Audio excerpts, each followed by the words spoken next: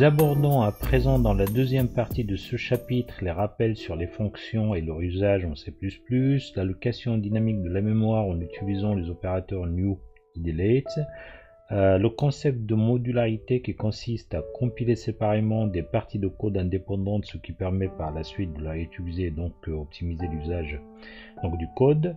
Nous revenons également sur quelques directives du préprocesseur C, essentiellement la définition des constantes de compilation et la compilation conditionnelle ainsi que les macros. Alors, un rappel sur ce que c'est qu'une fonction. Donc c'est un bloc d'instructions qui permet de réaliser une tâche précise et donc ça permet soit de retourner une valeur qui est le résultat de la tâche ou non. Dans le cas où la fonction ne retourne pas la valeur, le type qui lui est associé c'est void.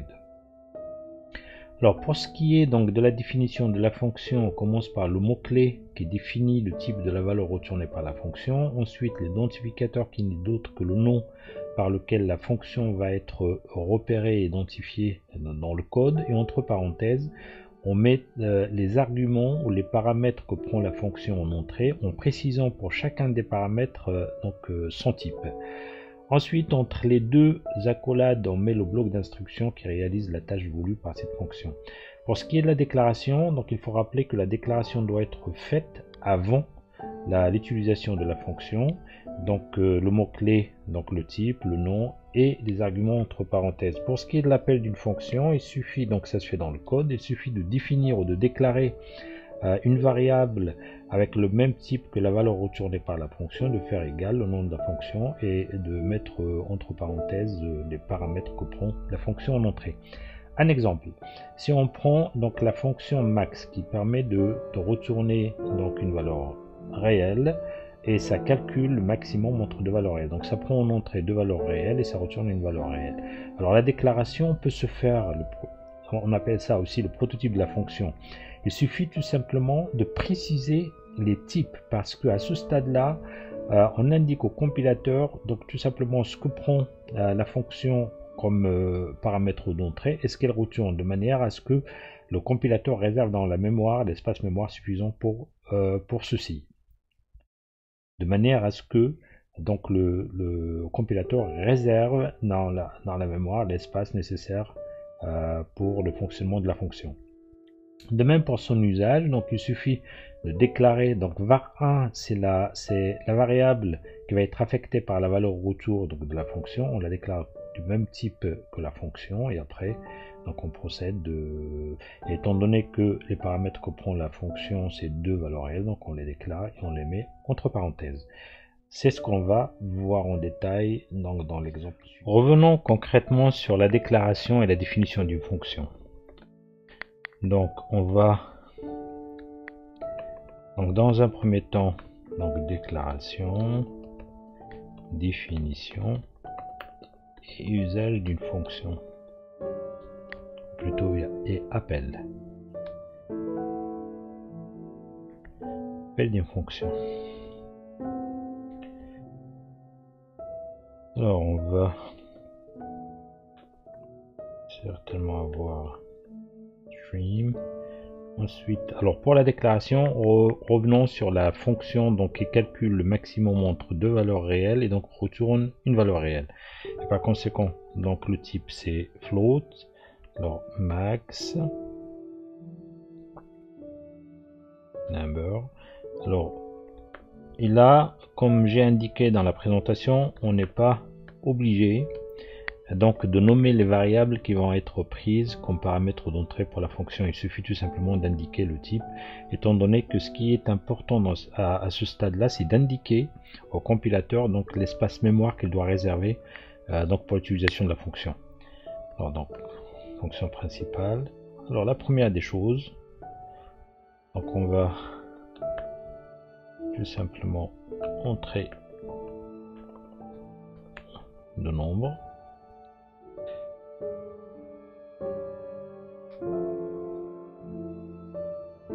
La deuxième des choses, on déclare 1, 2. Alors le bon réflexe c'est d'initialiser à chaque fois on déclare une variable. Et bien sûr, donc le résultat.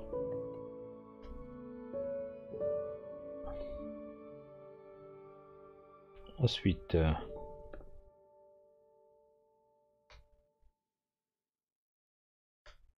c'est in, donc NB1, NB2. On s'assure que l'opération de lecture s'est bien passée sans erreur. Donc, std.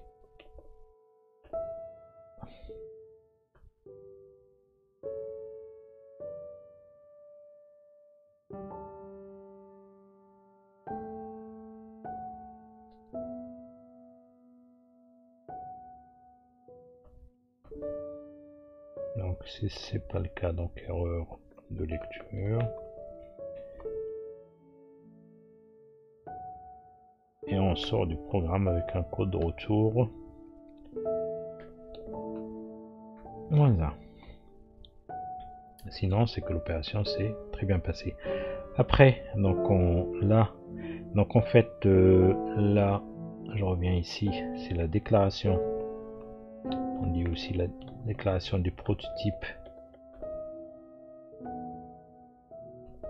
de la fonction. Là maintenant, c'est l'appel.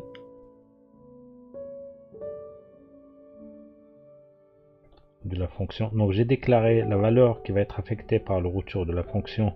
Je l'ai déclaré avec le même type que la valeur retournée par la fonction. Donc je peux écrire nombre. Ensuite égal et max. Alors les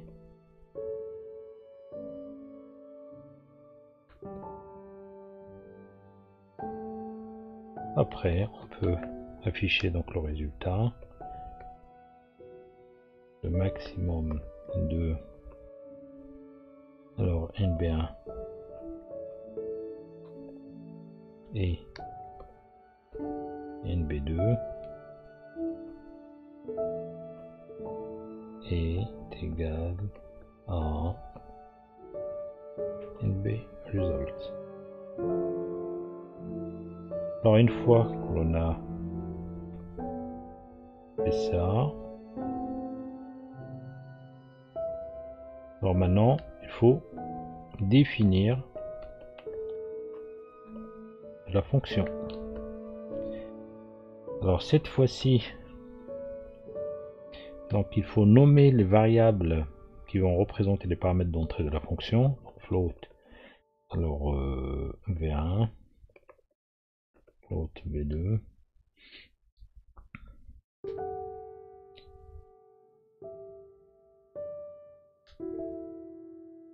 alors donc float numbers est égal à V1. Si c'est pas le cas, donc V2 supérieur à V1, dans ce cas là le résultat est égal à V2 et on retourne donc le résultat.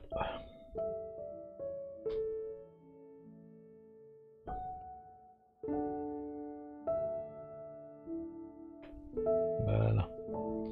Après, donc j'exécute, je rentre 10 et 20, et donc le maximum 10 20 est égal à 20. Revenons à présent sur une propriété intéressante des fonctions que l'on appelle la récursivité. Elle s'apparente en raisonnement mathématique au raisonnement par récurrence.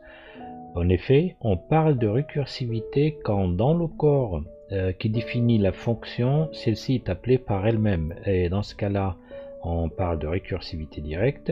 Et quand la fonction appelle une autre fonction qui de nouveau l'appelle, cette fois-ci on parle de récursivité croisée. Le meilleur exemple qui illustre la récursivité directe, c'est la définition de la factorielle.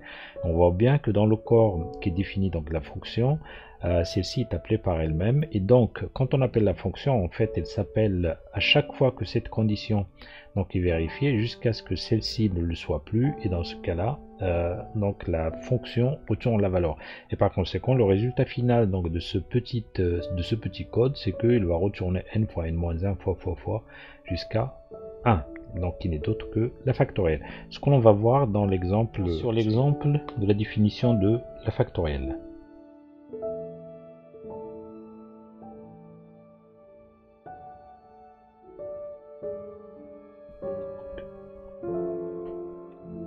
Récursivité directe. Alors on va définir d'abord donc la fonction factorielle. Donc il prend comme argument un entier et retourne donc un entier. Ensuite on définit la fonction principale. Alors comme tout à l'heure, donc on va afficher un invite pour entrer un nombre entier.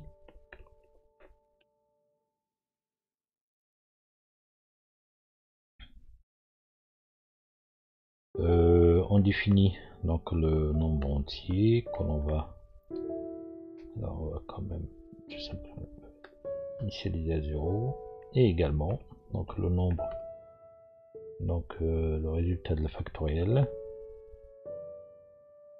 donc on va initialiser également à 0. Alors nombre entier, on s'assure que la lecture s'est faite sans erreur, donc std ici.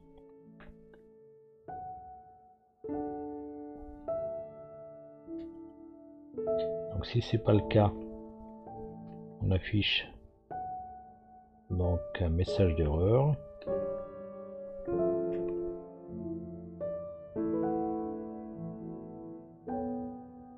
Et on arrête le programme avec un code retour égal à -1. Et si la lecture s'est bien déroulée, dans ce cas là, donc on va appeler la fonction. Donc en fait, na, je vais appeler donc la fonction factorielle. Alors donc nombre fac est égal à fac entier. Et on peut afficher donc le résultat.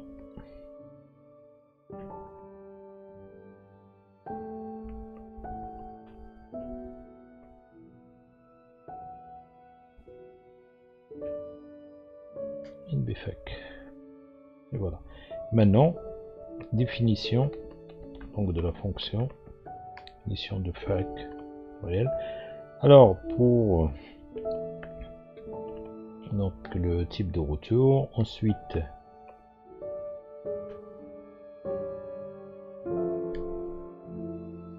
donc on a si n est supérieur à 1,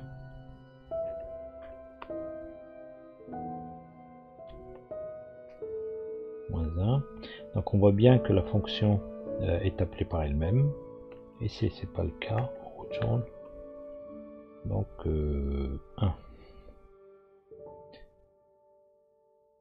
Peut donc ajouter ici donc appel de fac énième fois.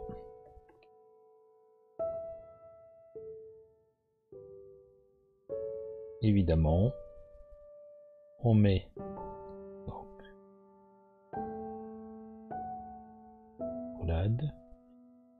voilà, et si on exécute ce programme, donc si je fais 5, on bien donc voilà, elle est rentrée pour 5, 4, 3, 2 et 1, elle est sortie, et donc la factorielle de 5 c'est 120, c'est tout simplement ici l'affichage n'est pas bon, donc on pourrait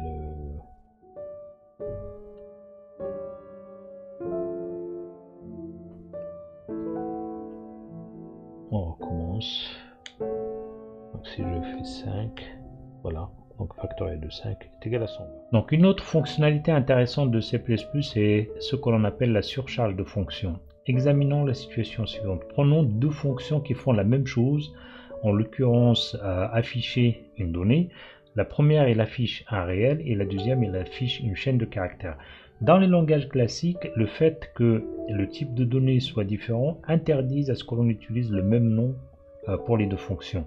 Dans le cas de C++, ceci est possible, et on parle de surcharge de fonctions quand on peut utiliser le même nom pour des fonctions qui font la même chose mais qui prennent en entrée des arguments différents. Et justement, le compilateur identifie chacune des fonctions par le nombre et le type d'argument, et c'est ce qui est appelé la signature d'une fonction. Concrètement, quand on appelle la fonction affichée avec comme argument var, ce que fait le compilateur, c'est qu'il va regarder laquelle des signatures des fonctions est la plus proche de celle qui est saisie, et c'est la fonction correspondante qu'il va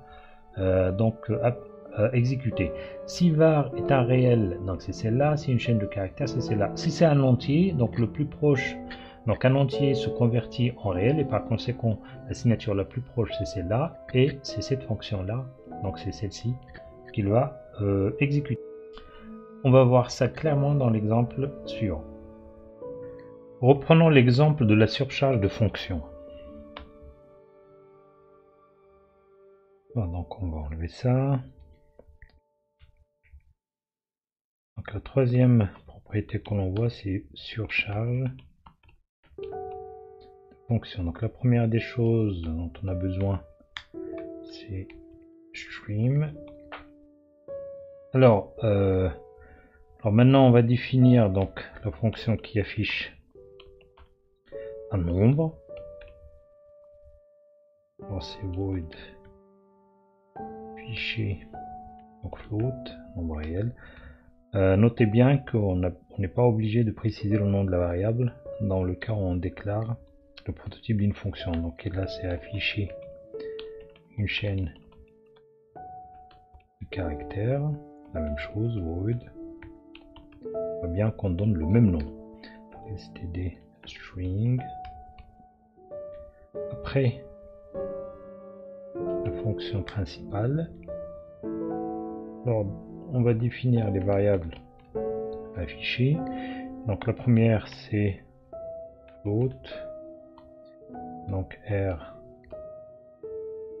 10. La deuxième c'est std string str que j'initialise à bonjour le monde. Après donc appel, pour les appels on utilise afficher. Donc la première c'est R et la deuxième c'est afficher donc str. Donc là en fait le compilateur, donc il va tout simplement en fonction de l'argument que l'on passe, le type de l'argument que l'on passe, il va identifier la fonction à utiliser ou à exécuter. Alors maintenant pour la définition des fonctions, on commence par la première. Donc ce sont des fonctions qui ne retournent pas de valeur, donc ce sont de type void. Afficher, alors maintenant float r.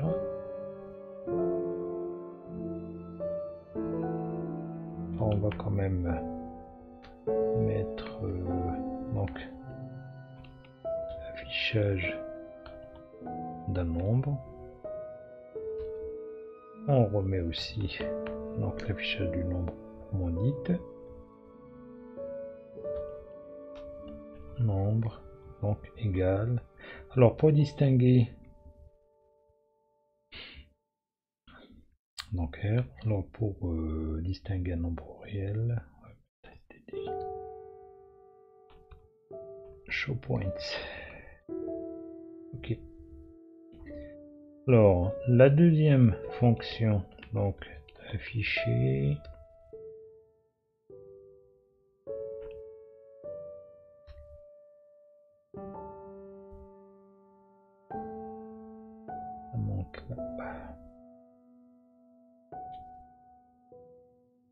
alors la même chose, on peut, alors c'est optionnel, on peut mettre un return pour la lisibilité du code.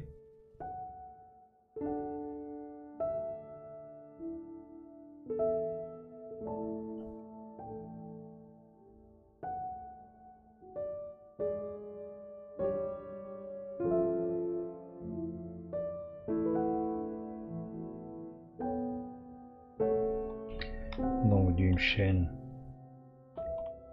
de caractères,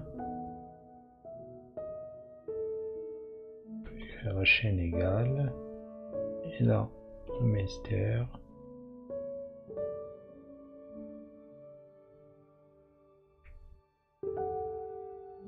Voilà, alors si on regarde un peu ce que cela donne, donc on voit bien affichage d'un nombre, donc ça donne un nombre, et affichage d'une chaîne de caractères, ça donne ça. Alors voyons voir maintenant si on essaie d'afficher un entier. En principe, comme on avait dit tout à l'heure, le compilateur va chercher la fonction qui présente la signature la plus proche d'un entier et il va l'exécuter. Alors,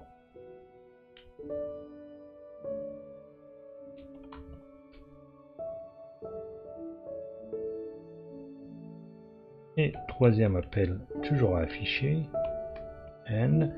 Et en principe, comme un entier il se convertit en un réel, donc la signature la plus proche c'est un réel, c'est la fonction qui prend comme argument un réel, et par conséquent c'est celle-là que le compilateur va choisir pour l'exécution. Et on voit bien que donc c'est l'affichage d'un nombre.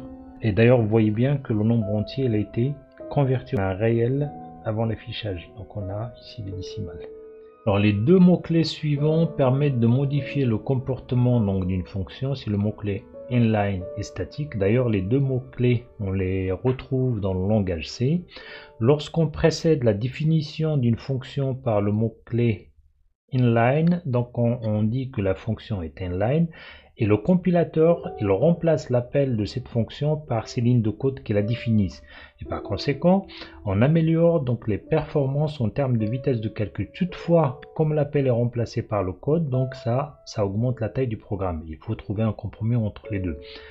Et l'utilisation d'une fonction inline n'est pertinente que lorsque le nombre d'instructions dans le cours de la fonction est réduit, donc la mémoire qu'elle occupe, l'espace mémoire qu'elle occupe est petit, et en même temps les appels à cette fonction sont répétés. Et dans tous les cas, une fonction inline ne peut pas être récursive, donc elle ne peut pas s'appeler elle-même, et de même on ne peut pas définir un pointeur sur cette fonction. Si on le fait, on aura une erreur au moment de la compilation. De même, comme l'appel à la fonction est remplacé par ces lignes de code qui la définissent, donc on est obligé de la définir avant le premier appel, et dans le cas contraire, ça génère une erreur de compilation. Alors le deuxième mot-clé c'est statique. Quand il précède la définition d'une fonction, celle-ci n'est reconnue et utilisable que localement. Ça veut dire qu'il ne peut être utilisé que dans le fichier dans lequel elle est définie.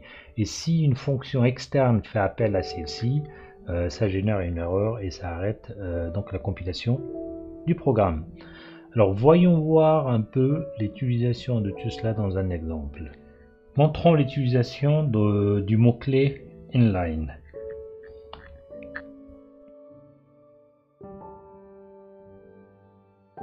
Donc on efface ça. On rajoute donc fonction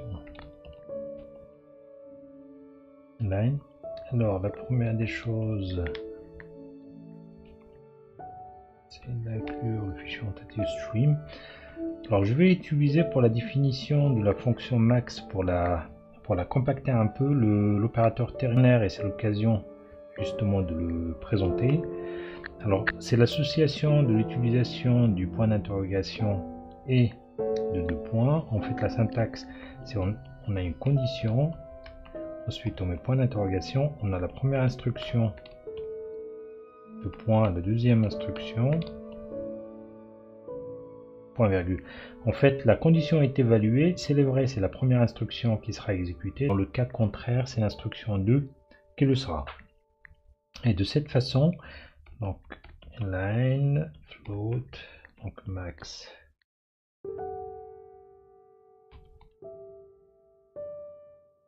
R2, donc on fait return, donc si R1 est supérieur ou égal à R2, donc évaluer, donc si R1 est supérieur à R2, elle retourne R1, et dans le cas contraire c'est R2. Et voilà, donc au lieu d'avoir trois lignes de code, on en a une seule. Pour la fonction principale, la même chose, on déclare les variables qu'on va utiliser.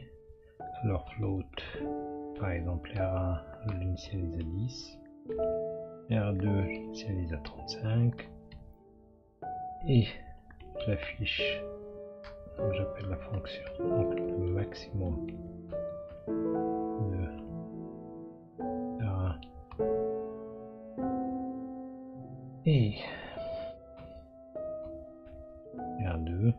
Alors quand l'instruction commence à déborder l'écran et pour garder la lisibilité donc du code, on peut continuer cette instruction dans la ligne suivante en utilisant tout simplement l'anti-slash. Il indique au compilateur que l'instruction continue dans la ligne suivante.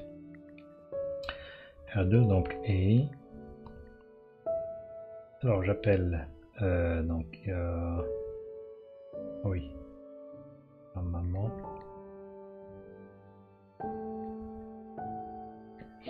et j'appelle max de R1 R2 et voilà.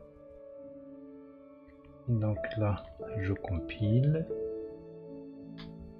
on a le résultat, donc le maximum de 10 35. Voyons voir maintenant un exemple sur le mot-clé statique. Donc fonction déclarée statique. Alors on va enlever d'abord ça.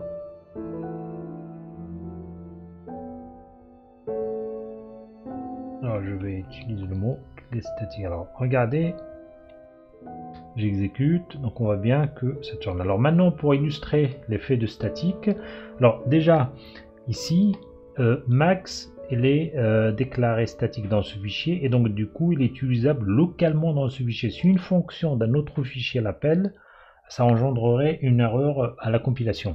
Alors pour illustrer, pour essayer de reproduire cette situation là, on va anticiper un peu la modularité de C++. Donc on va définir donc ça dans un autre fichier, par exemple que je vais appeler max.cxx, CTRL-S. Voilà, en faisant quand même un petit commentaire. Alors maximum de deux réel. Ensuite, on définit donc un fichier en tête dans lequel, alors on va le faire pas de manière très propre, mais une fois que l'on entamerait le préprocesseur C, on reviendra en détail sur ça et on le retraitera de manière, on va dire, propre. Alors on déclare donc statique la fonction max. Voilà. Alors on va dans un premier temps, on va pas mettre quand même statique pour d'abord faire tourner le programme. Donc j'enlève statique.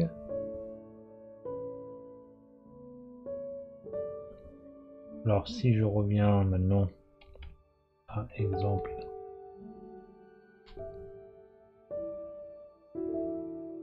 X, voilà, donc il suffit que je fais include. Donc la même chose, je vais revenir sur la directive include et la différence entre le fait de mettre une double quote ou bien un chevron. Et là je déclare, je fais l'inclusion donc du fichier en tête de max. Alors dans ce cas-là, je vais rajouter le max.cxx puisque maintenant c'est fait dans un fichier externe. Voilà, et on va voir que ça s'exécute sans souci. Par contre maintenant, si je change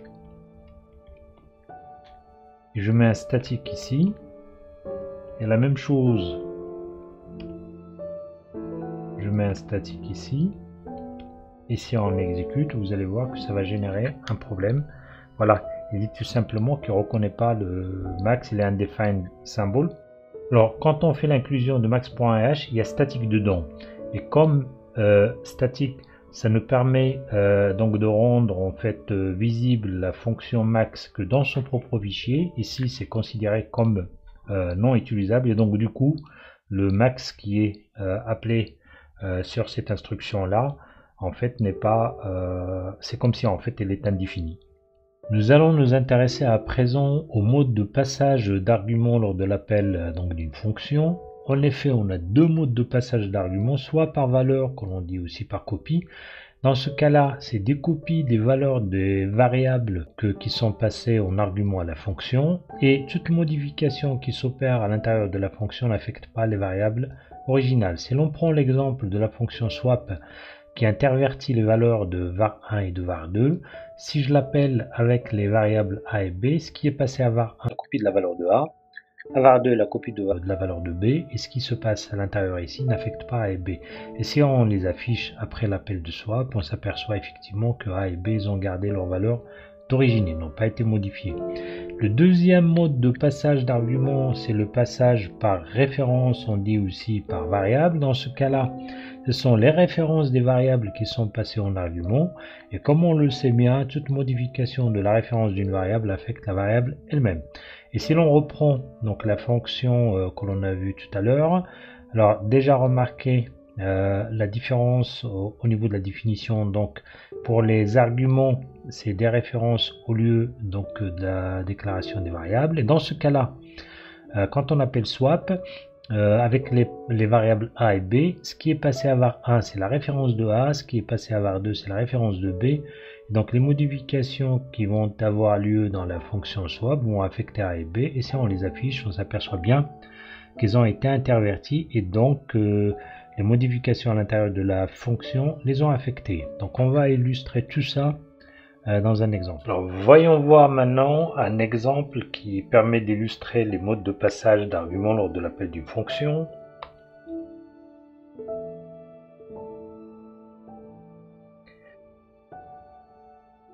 Alors donc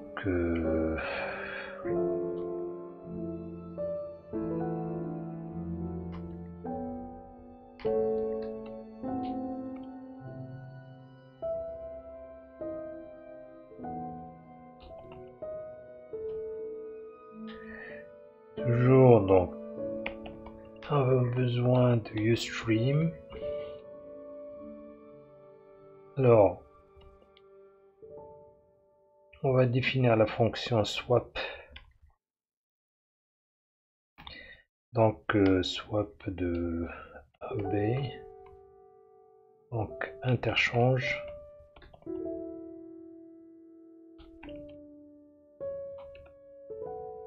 et de B. Donc on va appeler swap.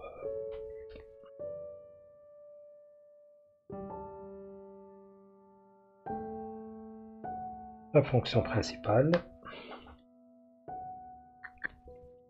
Alors on va définir donc les variables que l'on va utiliser. Float A, is, B. Là on va tout simplement donc afficher avant swap que nous avons A est égal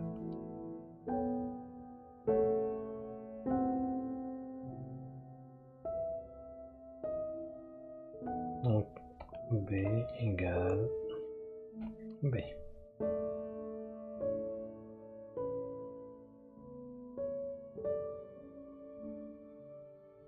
Alors on va appeler donc swap et B, et là on va réafficher la même chose.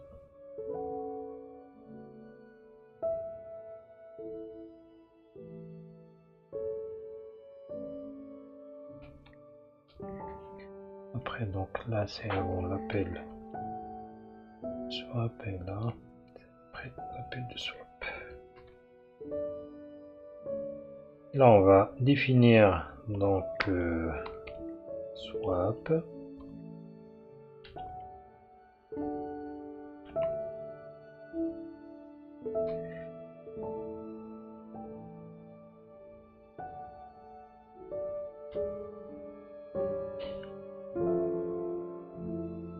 est égal var 1, ensuite est égal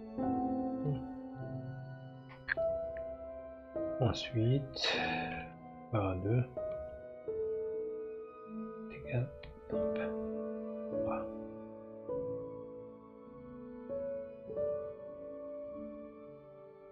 Et voilà, donc on va mettre return pour la lisibilité, bien que la fonction ne renvoie pas de valeur. Alors si on applique ça, on voit bien que A et B n'ont pas été affectés. Donc le passage d'argument dans ce cas-là, il s'est fait par copie. Alors maintenant, si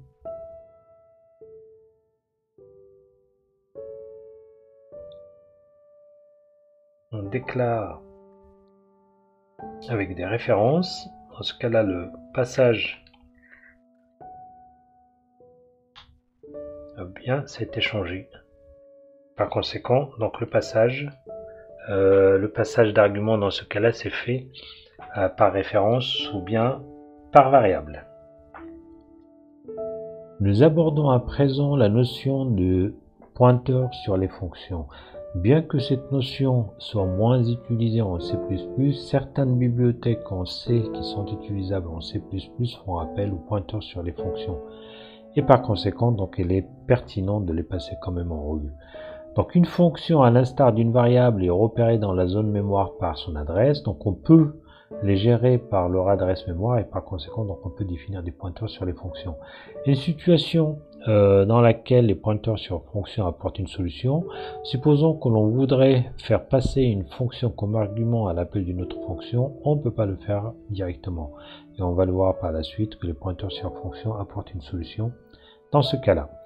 Alors, considérons une fonction qui est déclarée de cette façon-là. C'est une fonction qui prend deux arguments réels et renvoie une valeur réelle. Alors, pour définir un pointeur sur cette fonction-là, alors on choisit un nom pour le pointeur.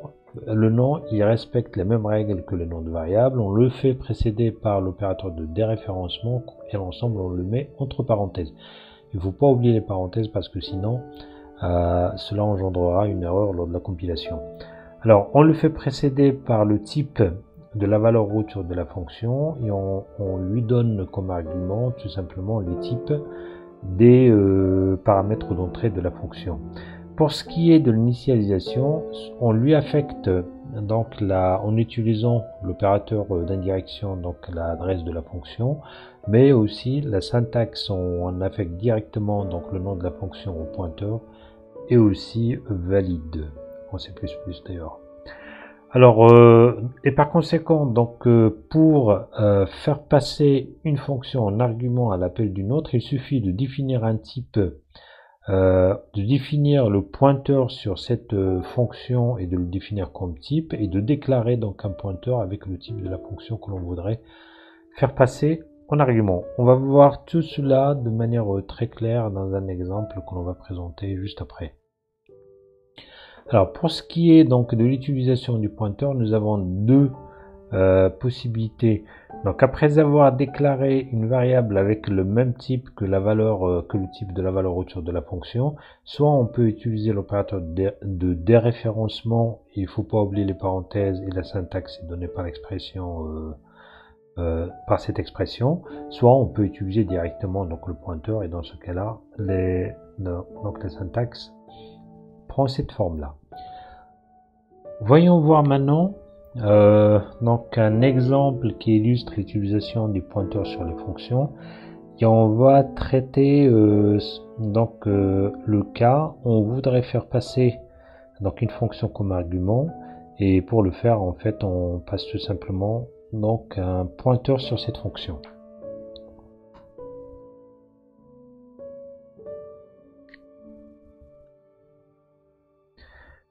Alors d'abord, donc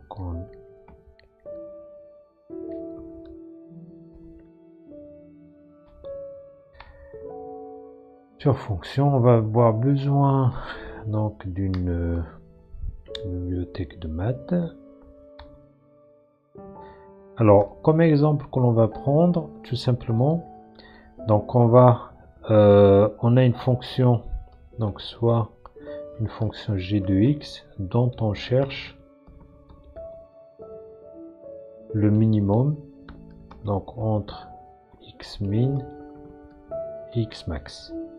Et nous avons donc la fonction qui cherche le minimum, on va l'appeler par exemple par min_f, qu'on lui fait passer xmin, xmax, et on voudrait lui faire passer donc un pointeur sur la fonction g. Ça pour calculer le minimum de g dans l'intervalle donc xmin, xmax. Voilà. Alors la première des choses, donc on déclare le prototype de g de x. Donc tout simplement c'est float. Alors je vais la noter par function, donc float. Ensuite je vais déclarer ou définir plutôt donc le pointeur, le type pointeur sur g. Donc nous avions dit alors donc type def. Alors la première des choses, donc c'est j'utilise le type de la valeur retour de la fonction, donc float. Entre parenthèses, l'opérateur de déréférencement, je choisis un nom pour le pointeur, donc je vais tout simplement le nommer Peter, comme c'était le cas donc dans la présentation. Ensuite, je mets comme argument donc le type des arguments ou des paramètres d'entrée de la fonction. Dans ce cas-là, un seul, donc c'est float.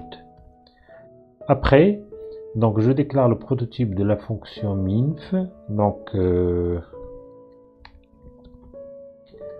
alors fonction minf. Alors il me retourne un float. Donc c'est le prototype. Donc float c'est xmin, float c'est xmax.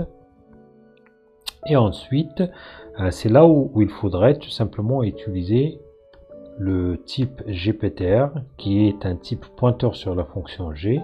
Oui. Maintenant, on a tous les ingrédients. Après, on passe au programme principal. Alors, je vais avoir besoin... la fonction que l'on va utiliser, en fait, tout simplement g de x. Allez, on va prendre sinus de x. Et donc, xmin va être égal à moins pi. Et xmax va être égal à pi. Alors, on définit la constante pi. Donc, voilà. Alors, const, donc float pi est égal à cos de moins 1. Voilà. Maintenant, donc on définit xmin. On déclare plutôt xmin et on l'initialise à moins pi. Ensuite, xmax à pi. Après, donc on définit, donc je déclare un pointeur sur la fonction g, donc g, que je peux mettre égal tout simplement à donc g function.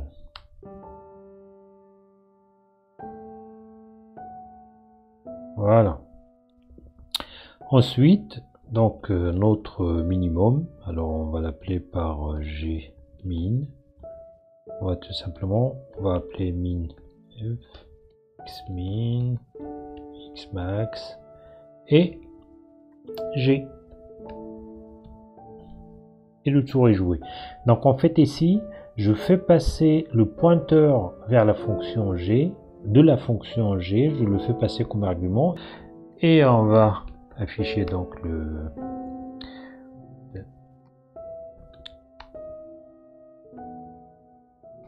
alors on va dire de sinus de x entre moins pi et pi et on va tout simplement donc afficher la valeur de gmin. Alors maintenant on définit les fonctions. Donc la première c'est fonction. Alors donc float fonction donc float x. Alors on va tout simplement, on va dire return sinus de x. Maintenant donc float min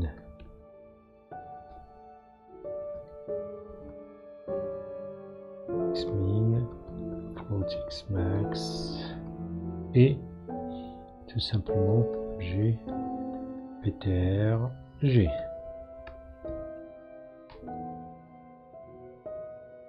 Alors on va faire tout simplement un truc basique. Donc on définit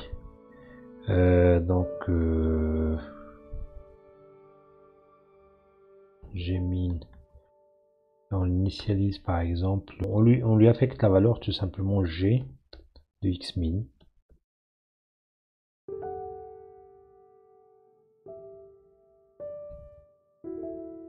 Voilà, après on fait une boucle. Alors donc float x est égal xmin,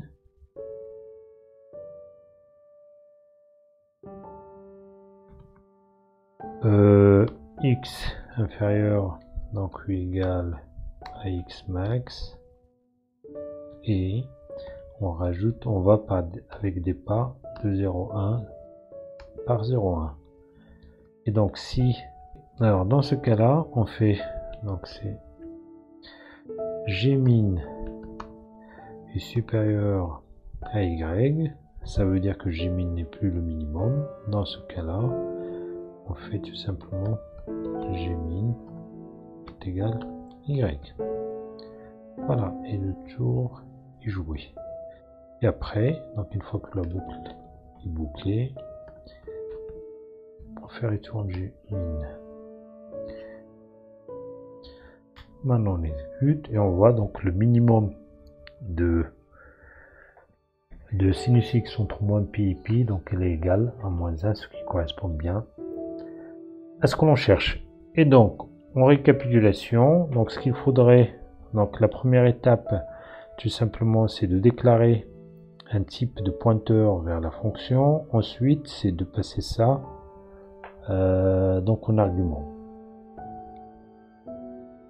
Abordons à présent quelques notions élémentaires de la mémoire et de sa gestion. On peut déjà se représenter la mémoire comme un tableau dont les indices sont les adresses mémoire, et on peut distinguer trois zones donc différentes par leur fonctionnalité et leur mode de fonctionnement. Donc la première zone que l'on appelle segment donné, elle permet de stocker les instructions du code donc que l'on est en train d'exécuter, et c'est une zone de mémoire qui est non modifiable. On y stocke également les variables globales et les variables qui sont déclarées statiques dans le code, c'est pour cela que l'on parle d'allocation statique. La deuxième zone s'appelle le tas, elle est réservée aux variables qui sont créées au moment de l'exécution du programme, et c'est pour cela que dans ce cas-là, on parle d'allocation dynamique. Et l'allocation de la mémoire se fait par le biais de fonctions de gestion langue de mémoire. Et la troisième zone, c'est ce qu'on appelle la pile, elle est réservée aux variables locales qui sont créées au moment de l'appel d'une fonction. Et alors, ce qui distingue les trois zones, la première des choses, c'est que la première zone et la troisième sont gérées par le compilateur, et par conséquent l'allocation et la libération de la mémoire se fait par le compilateur. Par contre, la deuxième zone, dans le tas, l'allocation elle est gérée par le programme. Donc à chaque fois que l'on a fini avec la variable qui va être stockée dans cette zone mémoire, il faut libérer cette zone, parce que dans le cas contraire, celle-ci ne sera plus réutilisable, et on parle dans ce cas-là d'une fuite de mémoire, et on ne peut récupérer cette zone mémoire qu'au moment du redémarrage donc de l'ordinateur. Alors pour ce qui est des variables, on peut distinguer en fait soit variable locale, soit variable globale, soit variable statique. Pour une variable globale, c'est une variable qui est déclarée en dehors de toute fonction, et elle est accessible à n'importe quel endroit du programme, et elle a une durée de vie égale à la durée d'exécution du programme. Une variable locale, c'est une variable tout simplement qui est créée à l'intérieur d'un bloc d'instruction, et aussitôt que l'on sort du bloc d'instruction, elle est détruite. Par contre, une variable statique, c'est une variable donc qui a une durée de vie égale à la durée d'exécution du programme, mais elle n'est accessible qu'à l'intérieur du bloc dans lequel elle a été créée. Si on prend par exemple une variable locale et on la fait précéder du mot-clé statique, celle-ci au moment de la sortie du bloc d'instruction, elle garde sa valeur qu'elle va réutiliser au prochain appel de la fonction. Une autre chose aussi qui distingue le fonctionnement de ces trois zones, dans la pile et le segment donné, donc une fois que la location de la mémoire est faite, on ne peut plus changer la taille. Par contre, dans le cas du tas, on peut changer la taille selon nos besoins. Revenons maintenant à l'allocation dynamique de mémoire qui nous intéresse. Alors celle-ci, elle se fait par le biais de pointeurs. Donc quand on veut allouer dynamiquement donc, de la mémoire pour une variable, il suffit de déclarer un pointeur vers le type de cette variable et de louer la mémoire avec l'opérateur new. Pour la restituer ou la libérer, on utilise l'opérateur delete. La syntaxe est donnée par les expressions suivantes.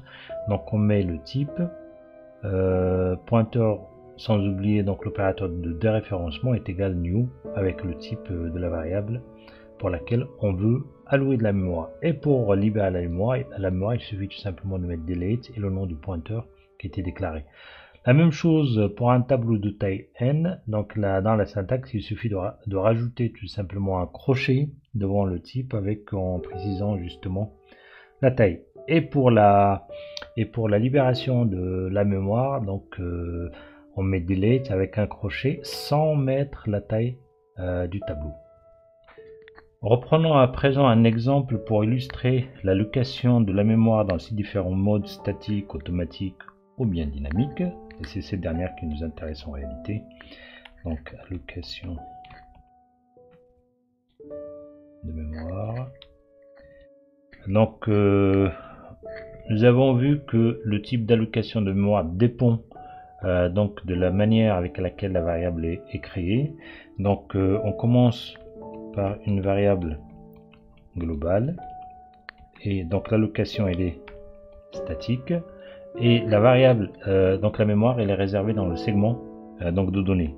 Ensuite nous avons la variable aussi statique donc qui est dans la mémoire est allouée de la même manière segment de données et nous avons finalement une variable donc locale.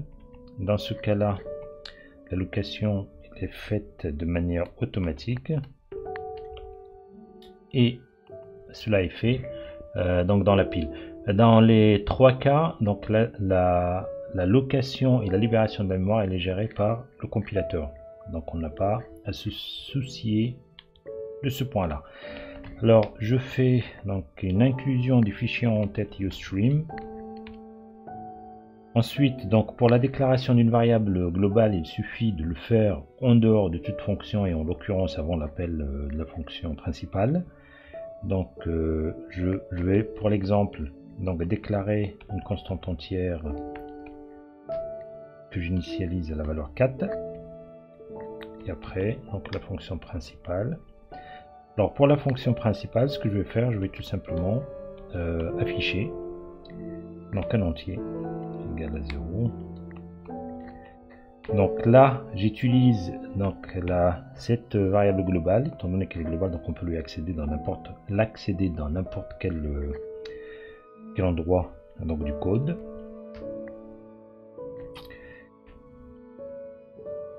Alors par contre la variable i ici c'est une variable locale, donc elle n'est définie que dans le bloc d'instruction qui va suivre. Et ce que je vais faire tout simplement, donc je vais l'afficher.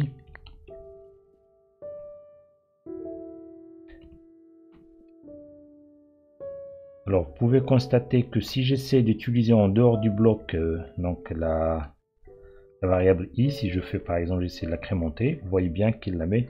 Alors si je mets, elle la met en rouge, ça veut dire que ça va poser un souci. Et ça on peut le voir au niveau donc de la compilation. Je fais ça, donc il me dit que la variable i n'est pas déclarée en fait, étant donné qu'elle est détruite au fur et à mesure, aussitôt plutôt que je sors du bloc d'instruction. Alors si je fais ça, donc voilà, ça me donne. Alors maintenant pour illustrer donc une variable statique, je vais définir afficher, je vais le définir comme une fonction, donc un entier. Alors void afficher, et là je vais appeler tout simplement afficher.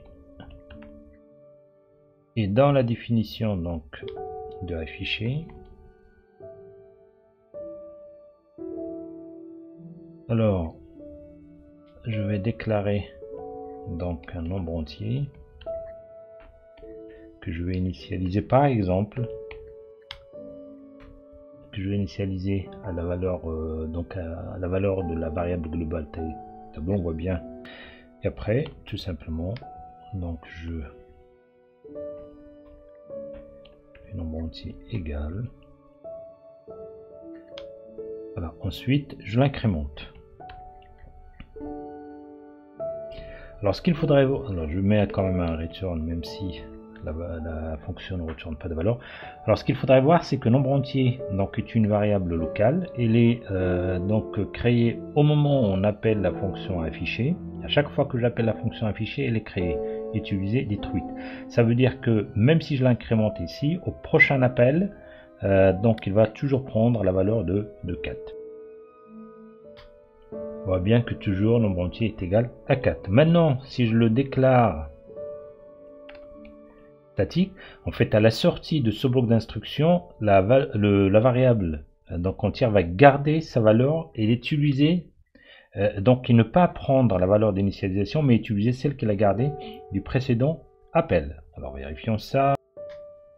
Et voilà, on voit bien que donc tout simplement la variable elle est incrémentée. Et ça, c'est grâce donc au mot-clé statique.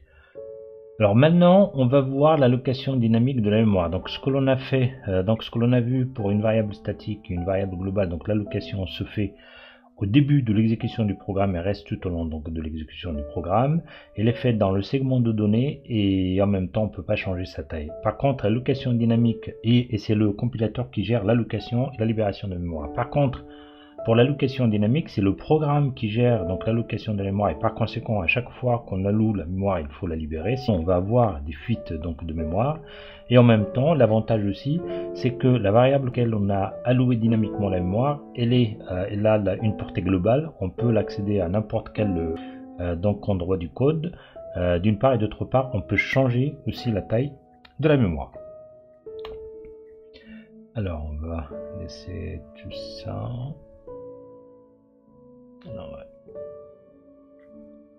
Donc allocation dynamique de mémoire. Donc ça, on avait dit, on le fait essentiellement, on le fait par le biais de pointeur, pas essentiellement, mais par le biais. Donc, la même chose, je déclare. Alors, commençons donc par l'allocation dynamique de mémoire pour un entier. Il suffit tout simplement, comme on avait vu, donc type, dans ce cas-là c'est entier. Alors P, donc un pointeur vers un entier, donc que je fais égal, et le mot-clé c'est new. Et après je mets le type. Tout simplement, ça veut dire qu'il y a une adresse qui est affectée au pointeur. Après, il suffit d'initialiser son contenu. On peut par exemple faire donc une boucle i inférieure par exemple à 4.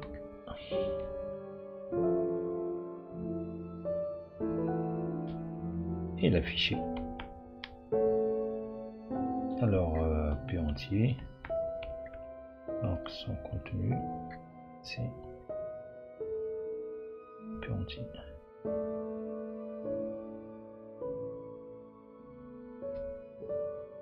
Voilà. Après, alors donc après ça, donc il faut mettre ici, donc c'est l'allocation. Et puisque sa gestion, c'est le programme, donc l'utilisateur qui doit le faire, donc là, je vais tout simplement des allocations. On peut utiliser des allocations à restitution ou tout simplement libération de la mémoire. Donc tout simplement, le mot-clé c'est delete. Et je mets nom du pointeur sur P entier. Il faut que je l'affecte, sinon c'est sa valeur est égale à 0. Donc vous voyez bien ici, on affecte directement la valeur de i au contenu donc du pointeur, parce que l'adresse elle est déjà définie ici, elle est déjà affectée ici. Ce qui donne, on voit bien. Alors maintenant, pour ce qui est un tableau, alors ça c'était un entier. Un tableau, en fait, il suffit tout simplement donc de préciser entre deux crochets la taille du tableau que l'on souhaite. Et là,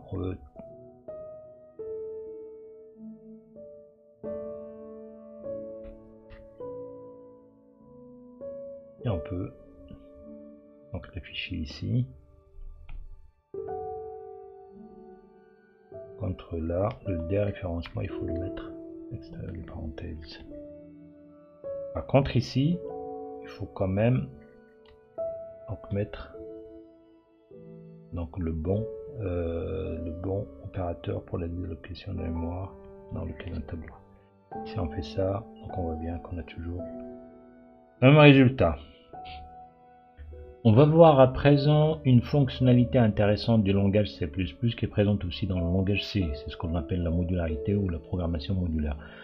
Dans le cas où le nombre de lignes du code est raisonnable, donc on peut mettre à la limite toutes les fonctions dans le même fichier et la gestion du fichier reste abordable ainsi que sa lisibilité. Par contre, si le nombre de lignes de code est énorme et très élevé, on ne peut pas se permettre de mettre toutes les fonctions dans le même fichier parce qu'après sa gestion est impossible et même sa lisibilité elle est aussi. Et la solution, c'est de découper donc le programme en morceaux indépendants. Chacun des morceaux doit réaliser une tâche la plus élémentaire possible de manière à ce que le nombre de lignes de code soit réduit. Et ces morceaux, on les appelle tout simplement des modules. Et si on se rappelle la définition qu'on a donnée pour les fonctions, ce n'est autre que justement ce morceau indépendant. Et par conséquent, la programmation modulaire consiste tout simplement à adopter des algorithmes qui permettent de réduire le nombre de lignes par fonction et de mettre chaque fonction dans un fichier séparément.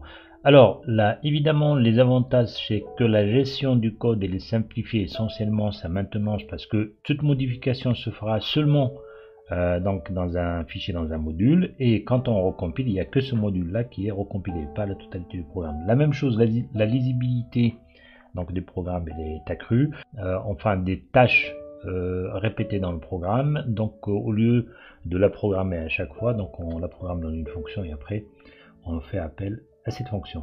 Et en même temps, cela permet la réutilisation donc de ces fonctions dans d'autres codes, dans d'autres programmes, donc, et ces fonctions on peut tout simplement les gérer comme une bibliothèque. Par contre, l'inconvénient, si on peut s'exprimer ainsi, c'est que le processus de génération de l'exécutable cette fois-ci il est un peu complexe. C'est pas comme ce que j'ai fait là maintenant pour les exemples que j'utilise pour les illustrations, on a une seule ligne de commande. Là, il faut gérer donc la compilation de manière à ce que l'on puisse le faire pour chacun des fichiers séparément. Avant de revenir sur ce point-là, je voudrais justement revenir sur, de manière très élémentaire et basique sur les phases de génération d'un exécutable. Alors ce qu'il faudrait savoir, c'est la phase de génération de l'exécutable, en fait elle se compose de deux opérations. La première, c'est la compilation qui consiste donc à transformer les fichiers sources qui sont codés dans notre cas donc en C++.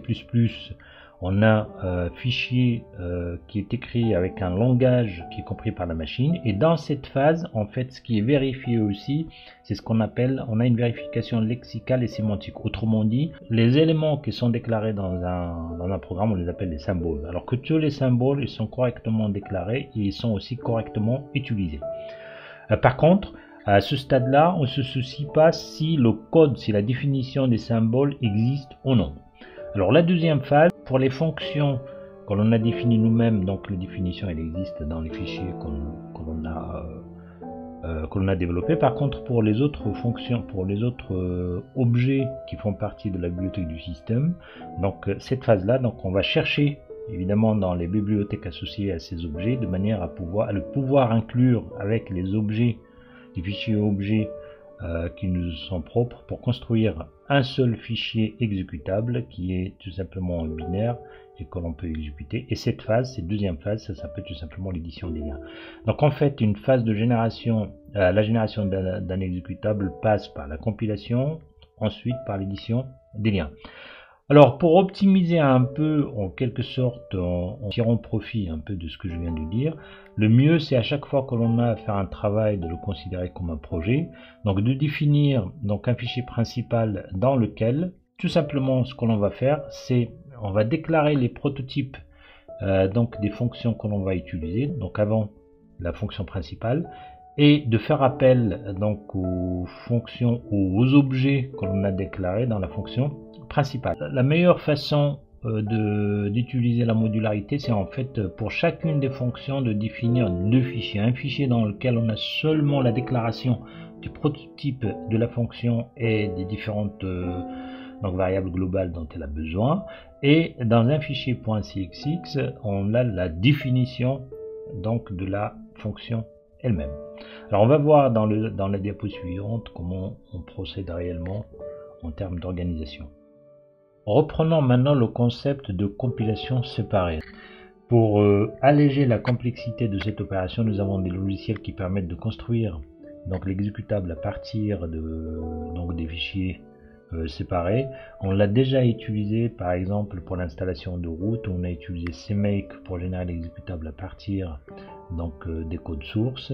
On a aussi Make, c'est une version antérieure de CMake, mais on a aussi la possibilité de le faire quand il s'agit donc de programmes dont le nombre de lignes n'est pas exagérément élevé, donc d'utiliser tout simplement un script du shell. Mais je vous conseille quand même d'utiliser Make, même si au premier abord les scripts associés à ce logiciel paraissent un peu, on va dire, complexes, mais l'essentiel, on le fait une première fois et à chaque fois qu'on a le script, on peut l'adapter donc à chaque projet.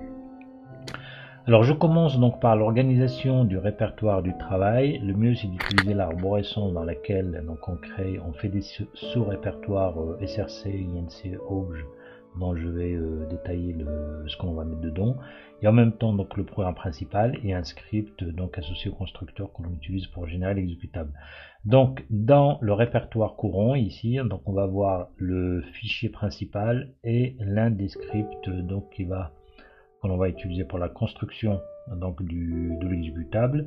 Le répertoire SRC, vous pouvez lui donner le nom que vous voulez, donc il va contenir les fichiers d'implémentation ou les fichiers sources, donc des différentes fonctions que l'on va utiliser. INC, c'est le sous-répertoire inclus dans lequel on va mettre tout simplement des fichiers en tête qui contiennent les déclarations de prototype. Je mets aussi un sous-répertoire dans lequel je vais mettre les fichiers objets de manière à ne pas submerger le répertoire de travail. Alors la première méthode donc pour construire l'exécutable consiste à utiliser donc le shell. Donc on écrit un script dans lequel on met toutes les commandes dont on a besoin pour la phase de compilation et la phase de l'édition des liens. Et une fois que l'on a écrit le script, pour le rendre exécutable, on change son mode d'accès par la commande chmod +x. Ensuite, on l'exécute soit en utilisant la commande source, soit en utilisant la syntaxe qui est ici, /. Alors la deuxième méthode, c'est d'utiliser donc le constructeur make et le script généralement, enfin le script que l'on utilise dans ce cas-là, on l'appelle la makefile. Donc on met les règles de compilation en fait qui nous permettent de générer l'exécutable, et la commande tout simplement quand l'on exécute c'est make vous allez voir que all permet tout simplement de faire de générer l'exécutable, et tout cela on va le voir en détail dans un exemple. Nous abordons à présent le dernier paragraphe de cette partie qui est consacré au préprocesseur C. Alors le préprocesseur C, c'est un programme qui est appelé juste avant la compilation. Il permet de faire un pré-traitement ou un traitement préliminaire sur le texte du code pour le préparer à la compilation. Alors ce qu'il faudrait savoir, que le code qui est compilé, le texte du code qui est compilé n'est pas celui qu'on a saisi au moment du développement. Justement, le rôle du préprocesseur, c'est de transformer de manière à ce qu'il soit adapté et soumis à la compilation. Alors, principalement, le préprocesseur C permet l'inclusion donc de code de source externe, et c'est ce que l'on a vu avec les fichiers en tête. Il permet également de définir des macros donc qui définissent une manière de substitution de texte, comme on va le voir en détail dans la suite. Il permet également la compilation conditionnelle lorsque le code est destiné à tourner sur des plateformes ayant des systèmes d'exploitation différents. Alors les commandes qui sont destinées au préprocesseur C s'appellent des directives, et ils sont précédés, ils commencent donc par le caractère dièse. Alors la première directive qu'on va voir, c'est include, c'est celle qu'on a utilisée auparavant pour l'inclusion de fichiers en tête. D'ailleurs, on peut inclure n'importe quel type de fichier, pas seulement les fichiers en tête. Et lorsque le fichier en tête est entouré par deux doubles guillemets, cela indique au compilateur de chercher cet en-tête dans le répertoire courant, et dans le cas où il ne le trouve pas, il doit chercher dans le répertoire qui est indiqué au moment de la compilation par l'option "-l" suivi donc du chemin dans l'emplacement ou de l'endroit où se trouve de l'endroit dans le système où se trouve donc le fichier en tête. Évidemment, les exemples que l'on a vus auparavant, c'était les fichiers en tête, ils faisaient partie donc de la bibliothèque système, et ça, pour l'indiquer donc au compilateur, on met tout simplement on entoure donc le fichier en tête par deux chevrons. Passons maintenant à ce que l'on appelle les macros. Donc une macro par définition, c'est une instruction qui est donnée au compilateur donc pour remplacer ou substituer un identificateur par une expression donc en texte qui pourrait être un bout de code ou un nombre ou une chaîne de caractères. Un identificateur, ce n'est d'autre qu'un symbole, donc ça peut être une variable, une constante ou un nom donc de fonction. Alors la directive, c'est define précédée par le caractère dièse. Alors on distingue deux types de macros. Celle qui est dite macro constante, il s'agit tout simplement de la définition donc d'une constante. La syntaxe c'est define. Alors il est préférable de mettre le nom de la macro constante en majuscule pour une bonne lisibilité donc du code, suivi par la valeur qui n'est d'autre que le texte donc de remplacement, qui peut être soit une valeur, soit une chaîne de caractères. Le deuxième type, c'est ce que l'on appelle les macros paramétrés.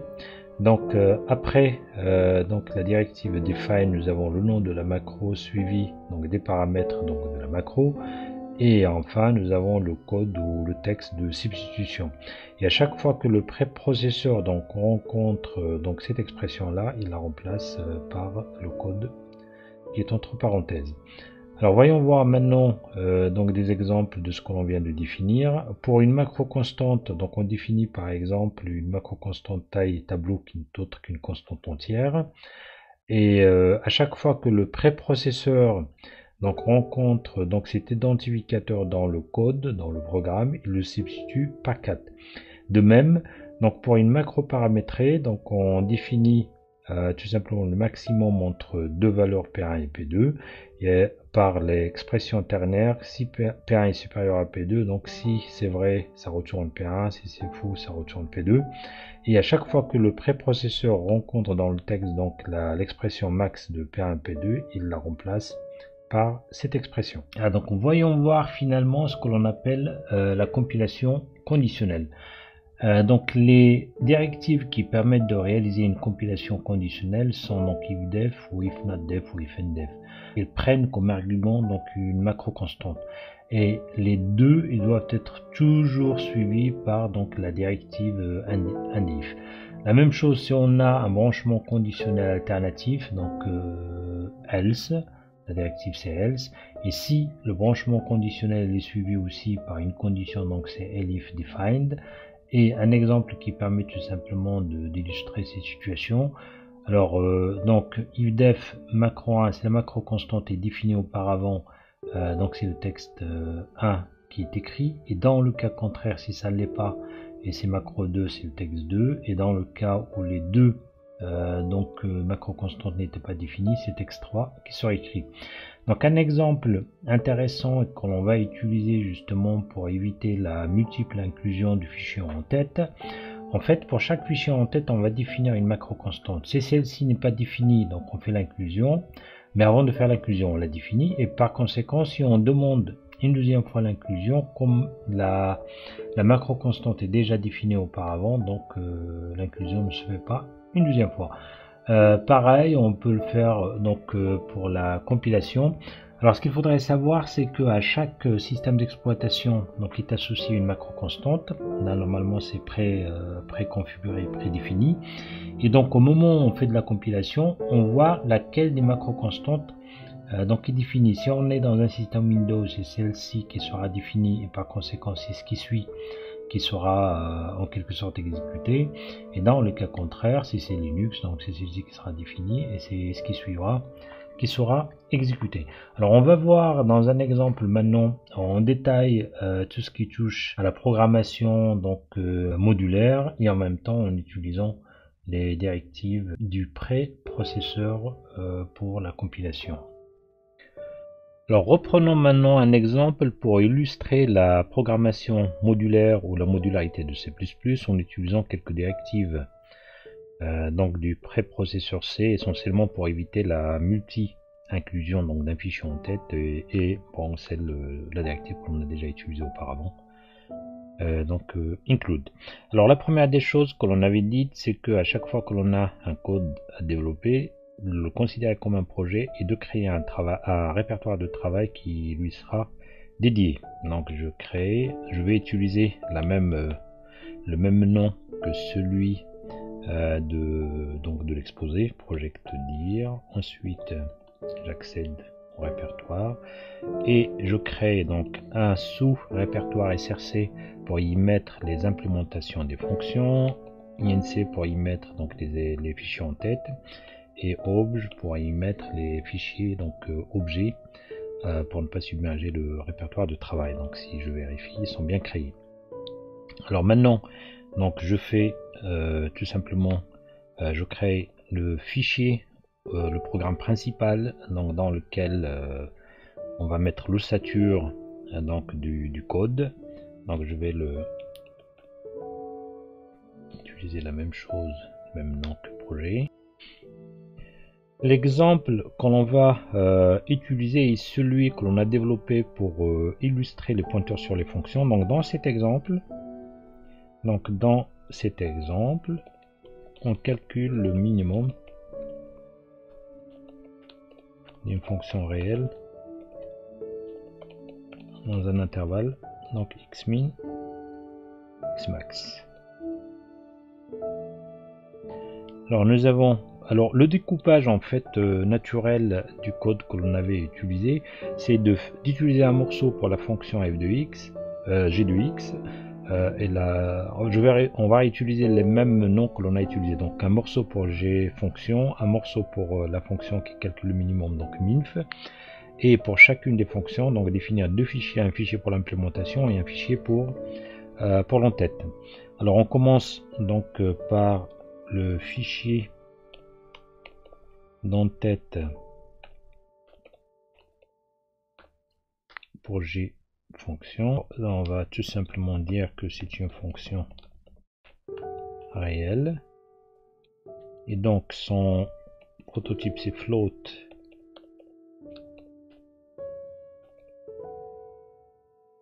Alors, comme on va utiliser en fait des fonctions mathématiques, donc il faut inclure donc la bibliothèque cmat, et pour le faire, pour éviter justement la double inclusion, on va utiliser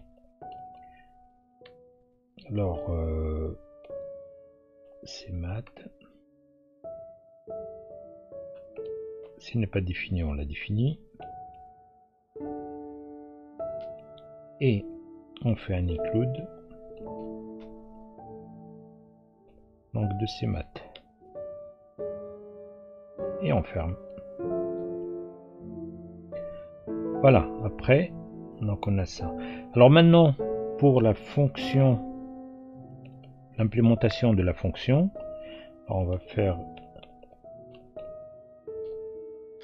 et dans ce cas là donc la même chose toujours,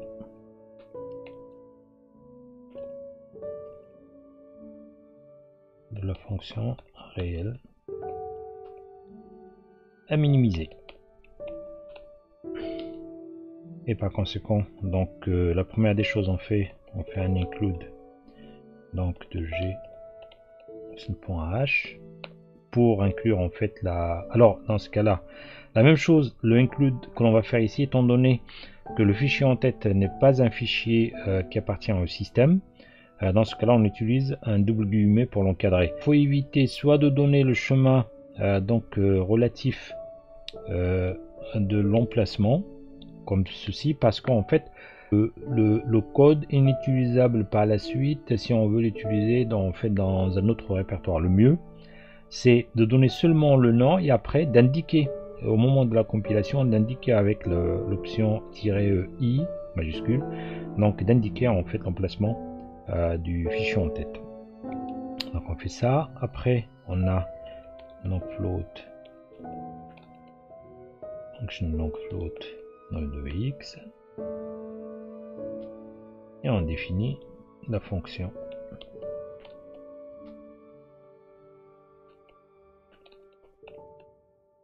réelle que l'on veut minimiser, et dans ce cas là tout simplement on va utiliser, voilà. Et vous voyez bien que sinus de x il le reconnaît parce que justement il y avait l'inclusion de ces maths qui se retrouvent dans le gfunction.h.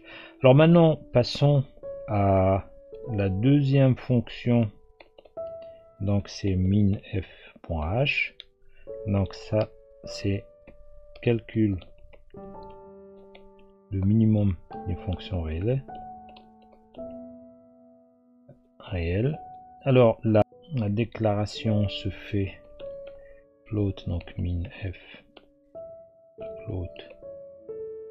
float, et là on a besoin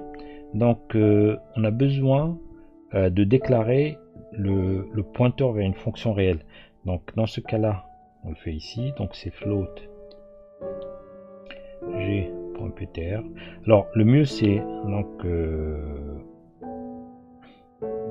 type de définir ça ptr float, et après on l'utilise ici Jupyter. Voilà. Une fois que l'on a ça, on va définir cette fois-ci la fonction, l'implémentation de la fonction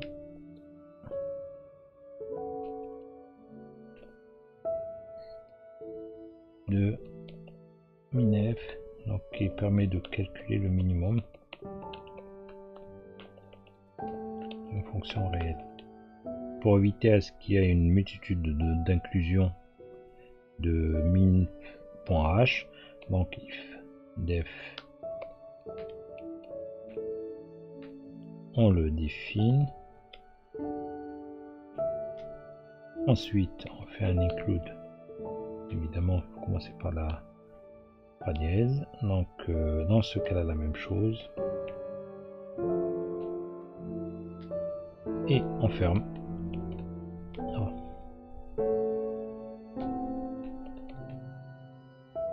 Voilà, alors une fois que c'est fait, là maintenant donc c'est float min f float, et dans ce cas là xmin float xmax, et bien sûr donc gptr g, et on avait dit donc alors pour le on définit donc un g plutôt gmin, on initialise avec g de xmin. Donc après, donc on a la possibilité ici d'utiliser soit l'opérateur de déréférencement, soit d'utiliser le pointeur directement. Alors on fait une boucle, et donc float donc x est égal xmin, alors x inférieur ou égal à xmax, et on va faire par des pas de 0,01, et le corps de la boucle. Alors si gmin est supérieur donc à x, plutôt float y est égal donc à g de x, si gmin est supérieur à y, alors dans ce cas là tout simplement gmin est égal à y, et après on fait un return de gmin. Voilà. Ok. Alors maintenant, on revient donc au programme principal. Alors maintenant, il ne reste que de procéder à l'inclusion donc des fichiers en tête et d'écrire le code de la fonction principale. Alors pour l'inclusion, on commence donc par celui qu'on a toujours, dont on a besoin. Alors après, on a la fonction à minimiser. Et pour éviter une multiple inclusion, donc on va utiliser les directives du préprocesseur, donc if, et on va utiliser en fait voilà, c n'est pas défini, on l'a défini, donc c'est la macro constante, comme ça évitera de faire une multiple inclusion. Et là il faut pas oublier donc de mettre un double guillemet, ça veut dire que le compilateur il va chercher d'abord dans le répertoire courant, ensuite s'il ne le trouve pas, donc dans le répertoire qui serait indiqué au moment de la compilation. Ok, la même chose pour la fonction donc f de x. Alors on fait la même chose, donc fndf, alors min f, alors define f, ensuite on fait un include donc de f.h, ensuite on confirme. Alors après on va avoir besoin pour la même chose pour le minimum et le maximum, étant donné que ce que l'on a pris comme exemple c'est sinus et borne de l'intervalle c'est moins pi et pi. Alors dans ce cas là on fait de la même manière, vous voyez bien que c'est déjà inclus dans G fonction .h, mais pour éviter justement une double inclusion et pour que le code soit fait de manière propre, il faut la refaire ici, comme ça pour quelqu'un qui n'a pas fait le code quand il relit, et là, il sait bien que donc la précaution de la multi-inclusion était prise. Alors la même chose, define, ensuite include. Et là vous voyez bien que pour ces maths, étant donné, je ne l'ai pas précisé tout à l'heure, étant donné que c'est une fonction, c'est un fichier en tête qui fait partie du système, donc on met un double chevron. Et on ferme. Là maintenant, on définit une variable globale dans laquelle on va mettre tout simplement pi. On va mettre égal à arcos de -1. Et on peut attaquer la fonction principale cette fois-ci. Alors la première des choses, donc, c'est de définir xmin et xmax. Alors dans ce cas-là, c'est float, donc xmin moins pi, xmax pi. Alors de déclarer donc la fonction g de x. Alors on utilise donc d'abord la déclaration du pointeur. On peut en fait utiliser en fait g ptr étant donné qu'on l'a défini. Donc gptr g donc est égal à g fonction. Voilà. Et ensuite donc calculer le minimum. Gmin est égal donc minf xmin xmax et g. Et d'afficher tout cela. Donc de sinus de x dans donc l'intervalle moins pi. Allez, on va mettre plus pi et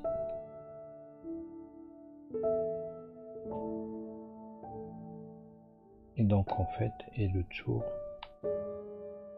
il joue. Bon, pour ce qui est de la compilation, étant donné que nous n'avons que deux fichiers à compiler séparément, on peut toujours faire une commande de ligne, mais je le déconseille néanmoins pour la démonstration. Donc je peux donc j'utilise toujours le standard de C++ 2017. Donc la phase de compilation, on peut l'invoquer en utilisant donc l'option "-cc" pour compilation. Et donc on met les programmes à compiler pour lesquels on va engendrer le point objet. Alors nous avons aussi pour SRC, on peut mettre CXX, on peut mettre étoile comme caractère joker, et donc il va tout simplement compiler les deux. Ah, donc dans ce cas, oui. Alors c'est normal puisque, comme je disais tout à l'heure, étant donné que j'ai pas indiqué de chemin absolu ni relatif pour les en-têtes, donc je dois les indiquer par donc l'option -i majuscule, donc point inc, et dans ce cas là, alors encore on a un autre problème, donc erreur, d'accord, donc là il ne reconnaît pas, effectivement il faut mettre de toutes les façons là maintenant, tellement les compilateurs ils sont devenus performants, il voit l'erreur et il propose une solution. Donc en fait ce qui s'est passé, donc là si j'ai ptr, évidemment ce que j'ai défini comme type c'est g underscore ptr et non pas gptr. Donc je sauve, je retourne la fenêtre et je refais la même chose. Donc là ifndef, non, ça c'est toujours des bêtises là.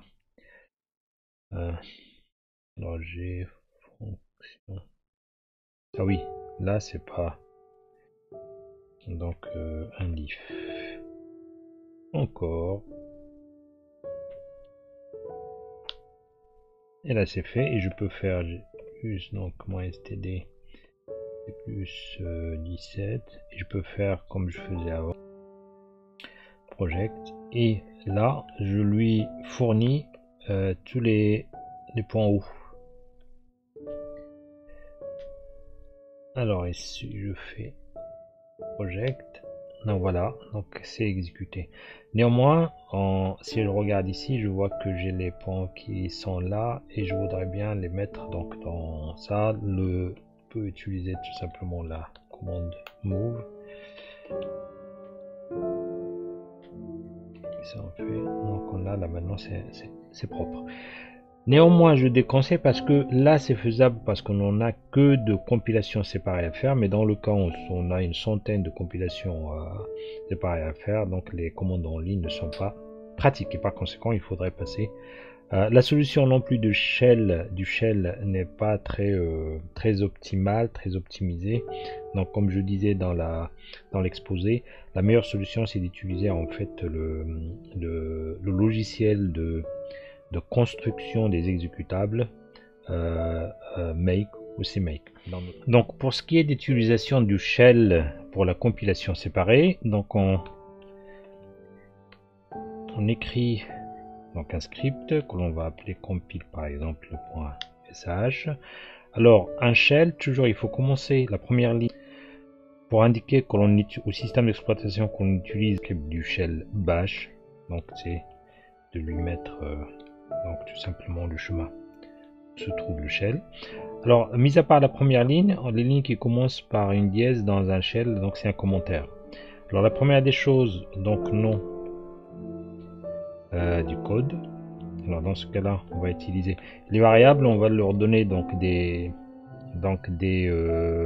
noms en majuscules d'une part, et d'autre part on met égal, il ne faut pas mettre d'espace avant et après égal. Donc je mets ces project. Ensuite je regarde donc les fichiers sources, le répertoire des fichiers sources, donc je vais nommer src, donc est égal point src. La même chose pour les fichiers, donc le répertoire des include, donc on va l'appeler inc, la variable, on met donc inc.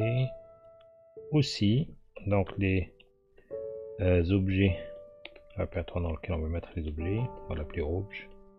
Fait donc obj. Alors pour la compilation, si on fait ça, g++, alors -c, alors on va utiliser toujours le standard utilisé jusqu'à maintenant, donc le standard c'est ++ 2017. Alors -c pour l'option -c pour indiquer que l'on veut générer seulement les fichiers objets à partir donc des fichiers sources. Alors Donc je vais avoir prog.cxx et en même temps donc les fichiers sources ils se trouvent. Donc je vais utiliser donc src, voilà, cxx. En fait je demande à compiler donc tous les fichiers de l'extension .cxx dans src. Alors si je fais ça, alors vous allez constater que j'ai pas mis d'indication sur le chemin des includes. Vous allez voir que, alors la première des choses d'abord, je regarde donc compile.sh. Si je fais, regarde le détail, compile.sh n'est pas exécutable, donc je change son mode, je fais chmod +x, donc compile. Et si je fais ça, on voit bien qu'il y a un X et la couleur change. Alors je peux, et pour le, alors j'ai une erreur, vous voyez bien qu'il indique en fait qu'il n'arrive pas à trouver les fichiers en tête. Et par conséquent, donc il suffit que j'indique, on peut le faire à n'importe quel endroit, donc -i majuscule, et donc je lui donne le chemin. Alors si je fais ça, donc je vois bien que la compilation est bien faite. Alors l'autre étape, c'est de mettre les déplacer pour faire un peu de ménage dans le répertoire du travail. Donc les fichiers .objet, non, donc obj. Alors dans ce cas-là, on fait un move, on fait .o. Il va déplacer également celui de project, donc o, et on va faire obj. Pour que justement la compilation soit lisible, c'est mieux de mettre donc d'afficher donc des messages.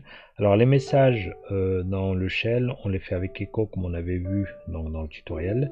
Donc je peux déjà commencer par là et mettre donc echo.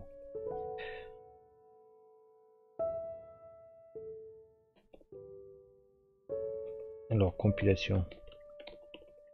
Alors 2. Alors on peut mettre à la dans une chaîne de caractères. Donc en fait j'ai pas précisé que quand on précède le nom d'une variable qu'on a définie par $, en fait c'est comme si donc on veut afficher son contenu.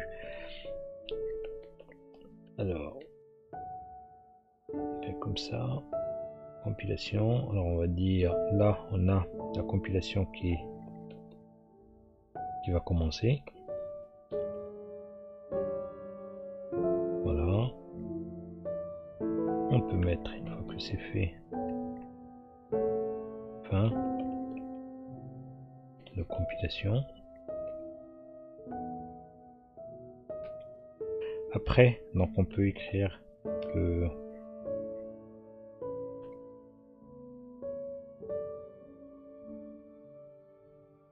la même chose. Maintenant, c'est édition. Alors on va déplacer donc les déplacer point O dans objet.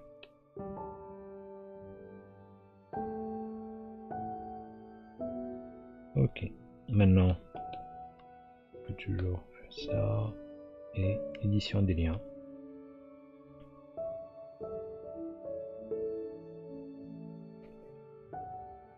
Ah oui, la commande il faut quand même la mettre ici.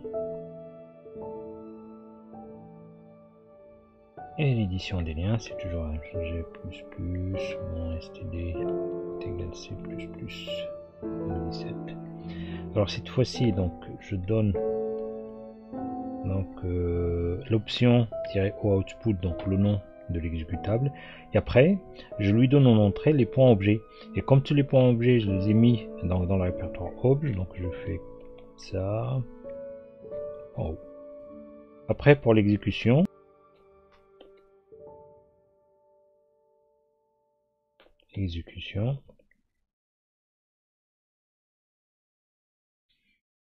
on va mettre donc tout simplement prog, et on peut mettre tout ça. Fin, donc fin du programme.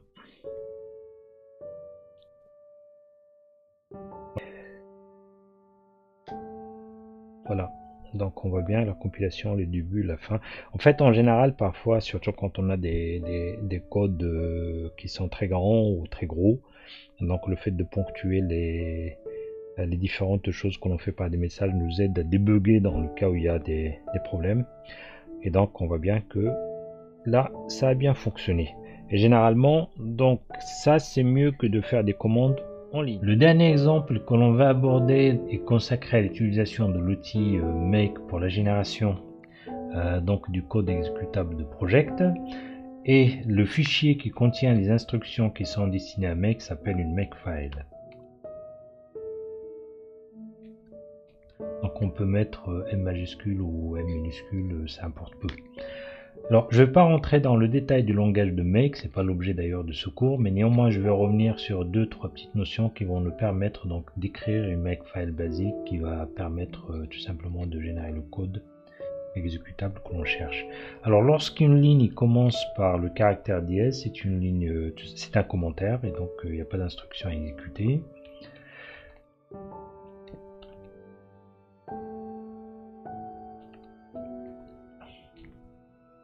Alors la première des choses à laquelle, ou la première notion que je vais présenter, c'est la syntaxe donc d'une instruction que l'on passe à make. En fait, ça s'appelle tout simplement une règle.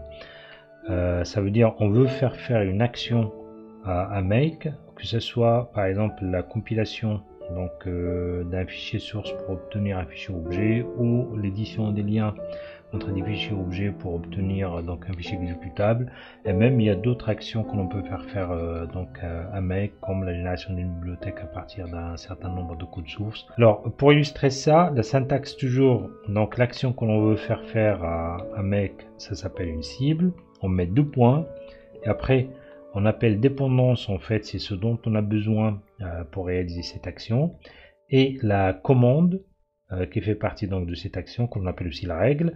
Donc pour la faire, on commence par une tabulation.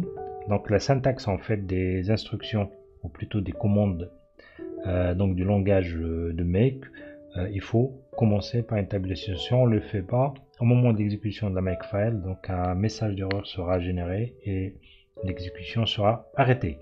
Et donc on écrit la commande. Alors un exemple pour illustrer ça, supposons qu'on veut générer donc le fichier objet à partir du code source de project.cxx.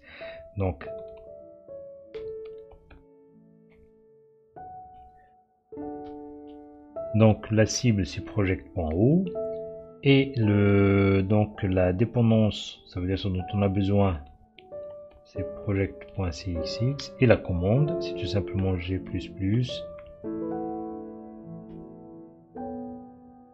Alors -c puisque c'est une compilation, donc l'option C. Alors cxx, et donc on peut mettre optionnellement -o pour l'output, pour le fichier de sortie, ça veut dire le fichier objet. D'accord. Alors si on fait ça, alors essayons d'exécuter ça. Alors dans ce cas-là, ce qu'on va faire, c'est make project.o. On voit bien que ça, mais ça a généré cette erreur là parce que tout simplement on n'a pas donné indiqué de. Donc si on rajoute le chemin donc des fichiers en tête,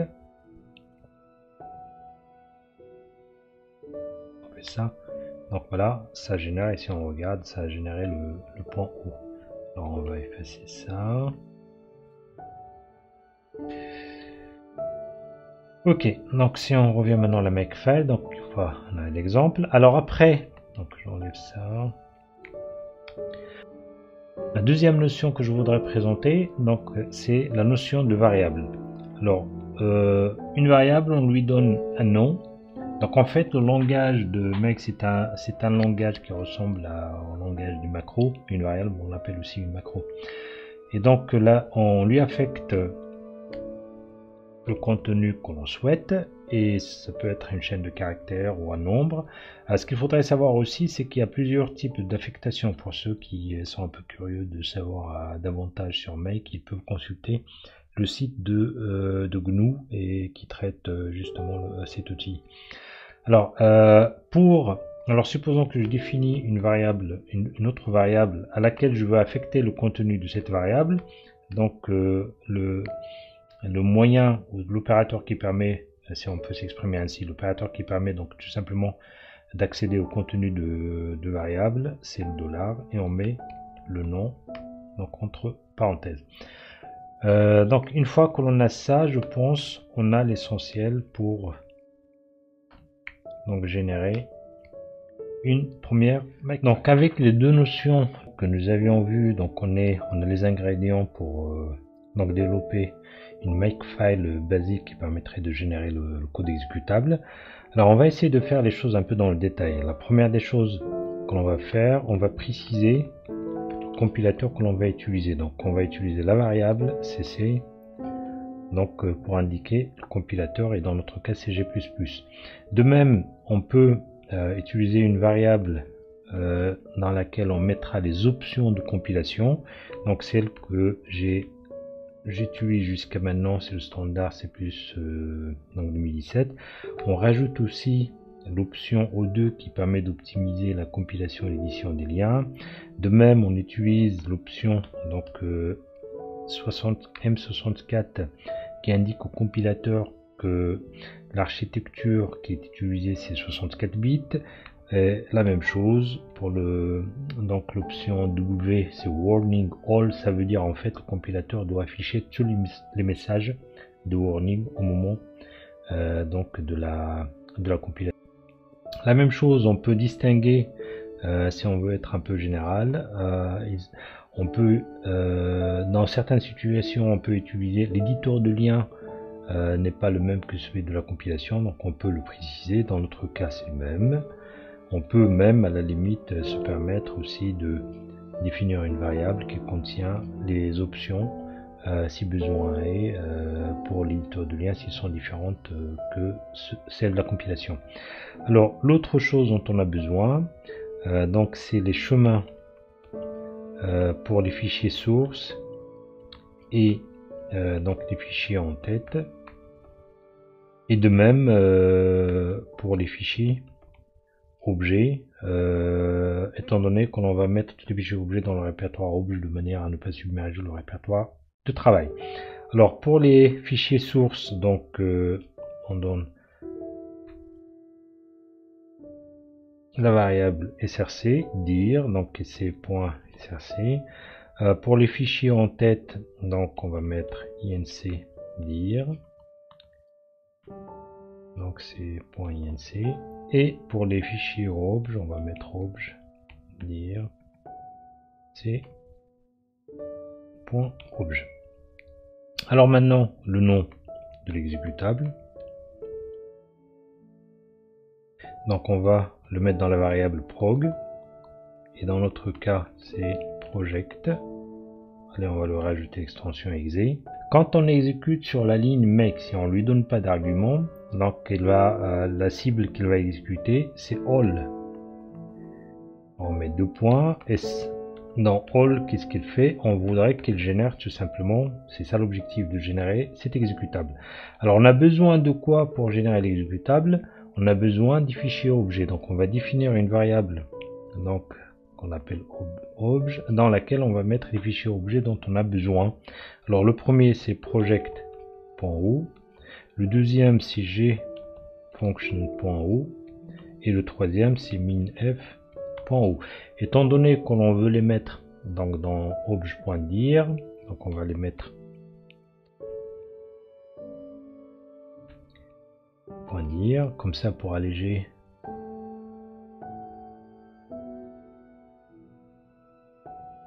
Alors, ok, ça c'est les points obj. Alors j'ai besoin donc pour avoir prog, donc j'ai besoin comme dépendance du contenu de obj,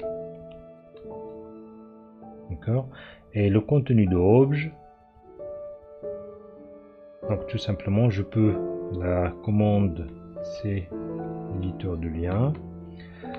Alors, il y a en fait, tout à l'heure quand j'ai parlé de variables, il y a ce qu'on appelle dans le langage de Make des variables magiques. Ça veut dire que c'est des variables prédéfinies qui ont donc une tâche bien précise. Et la première, c'est la variable $, donc suivie donc de arrobase. Celle-là, elle contient donc le nom de la cible. Donc dans mon cas ici, ça va être project.exe. Et je vais donc je vais avoir besoin.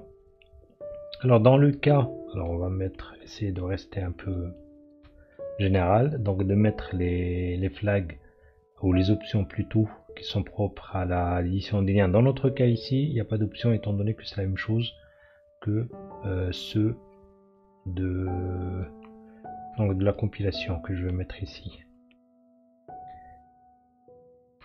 Ok, après j'ai besoin tout simplement de obj.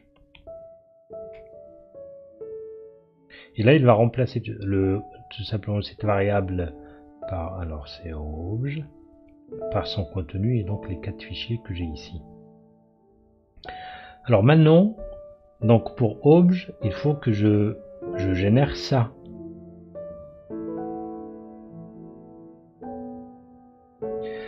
Alors je vais avoir besoin, on a dit, de ça.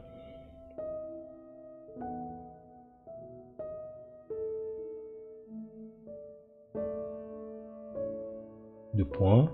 Et donc j'ai besoin tout simplement XX et la commande ça va être donc cc -c. Tout à l'heure on a utilisé celle-là.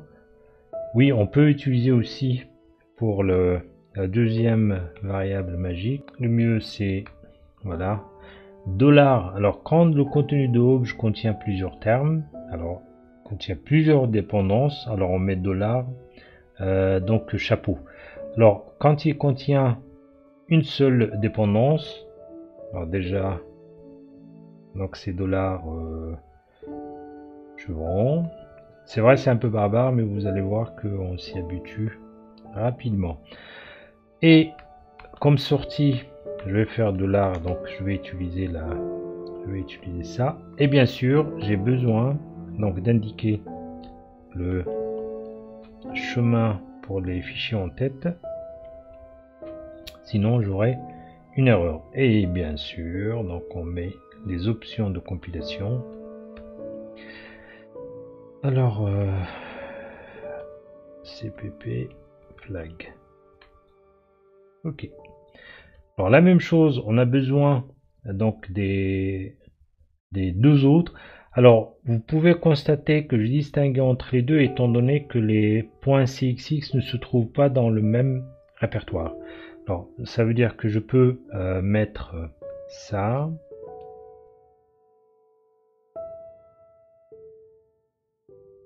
Si vous voulez, on peut mettre ça.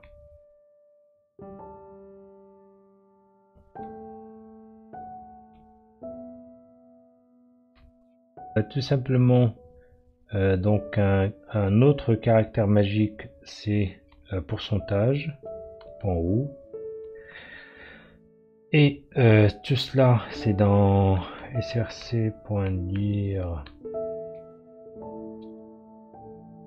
.cxx.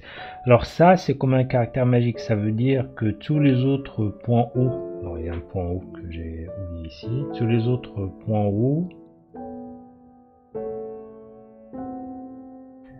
ça veut dire il va tout simplement compiler chacun d'eux.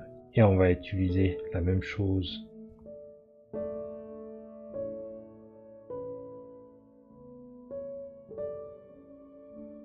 Et voilà, donc il va les générer. Alors il y a aussi une autre cible intéressante à mettre, c'est généralement pour effacer donc les fichiers. Alors je vais une variable qui contient la commande de suppression. Alors on avait dit on veut effacer le point objet, donc ça fait obj dire, ou on veut aussi supprimer l'exécutable pour le régénérer une nouvelle fois. Alors il nous reste donc la commande rm à mettre. Donc là c'est compilateur, on peut mettre ici suppression du fichier objet et de l'exécutable. Et la commande rm tout simplement, ça va être égal à la commande du shell rm-f pour le forcer donc à effacer les fichiers sans demander l'autorisation. Donc si on sauve ça, donc si on exécute, on met seulement make, on peut mettre aussi make all. Donc on voit bien, donc no input file. Ok, on va voir ce qui se passe. Alors prog, on a dit prog obj. Ah oui, c'est normal, il y a un S ici qui manque. Alors on recommence. Project.6 needed by obj project.stop. Ah oui, c'est normal. Là on enlève le X, sinon ça. Voilà, donc on voit bien que. Alors est-ce que.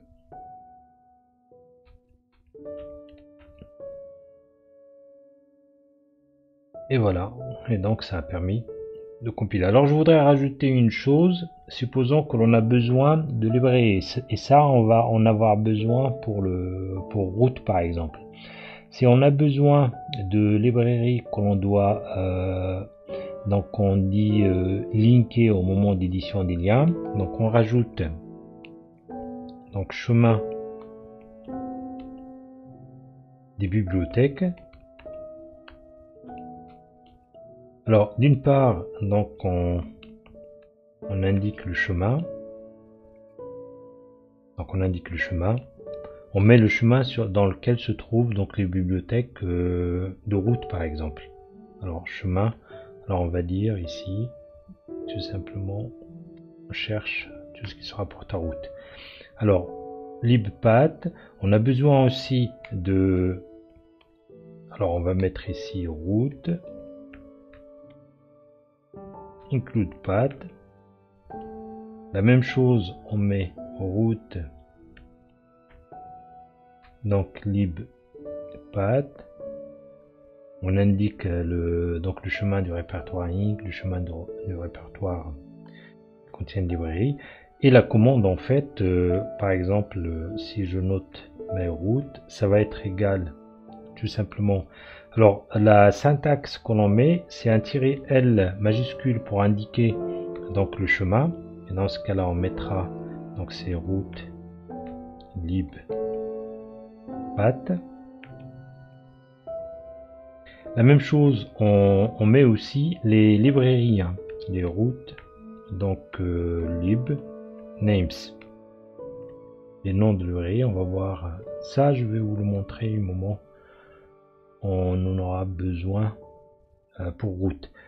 Un "-l", petit l, et pour indiquer tout simplement les routes, donc lib names. La même chose, donc on fait un "-i" pour les include. Comme ça on mettra tout. Là par contre il faut mettre $. $, et la même chose route inc path. Et pour rester général, en fait, on peut mettre ici au moment de l'édition des liens, on peut mettre ici aussi donc mail route. Et voilà. Donc le tour est joué. Et on peut rajouter autant de blocs de variables que donc de bibliothèques dont on a besoin. Et donc là on arrive à la fin de cette partie.